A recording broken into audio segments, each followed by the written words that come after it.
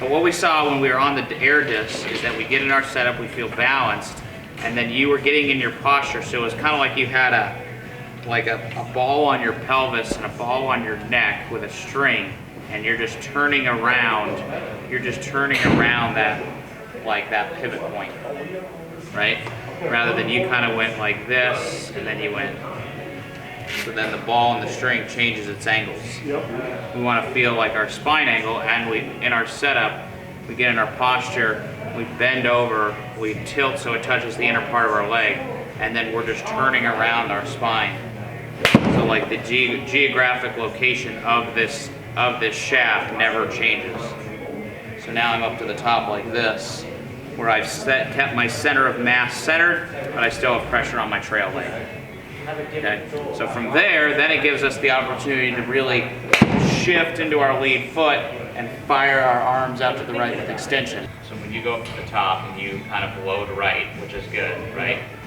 As does he. So he loads right, see that? Yep. Then you go up to the top and then you continue to load right.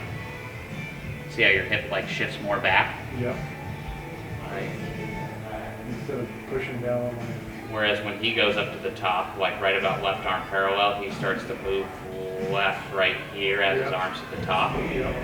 So then he's pushing down, down, down, right?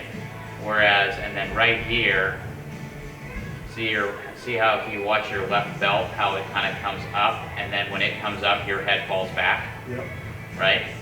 Which makes you then release it too early. You don't have enough lag in the shaft.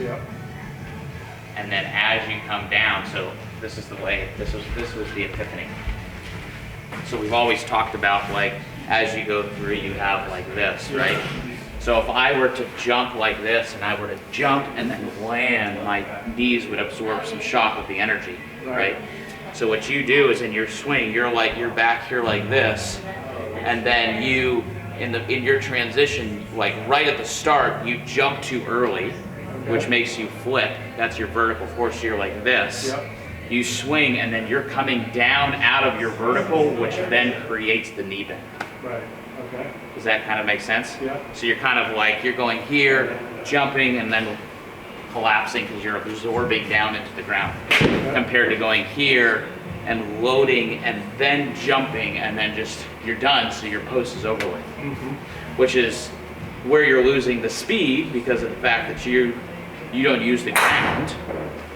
Because your vertical, I mean, the vertical force is what creates the speed.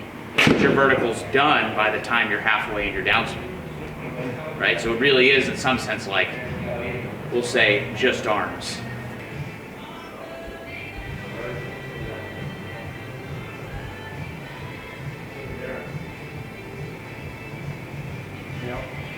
See how that one, you just look a lot more coiled.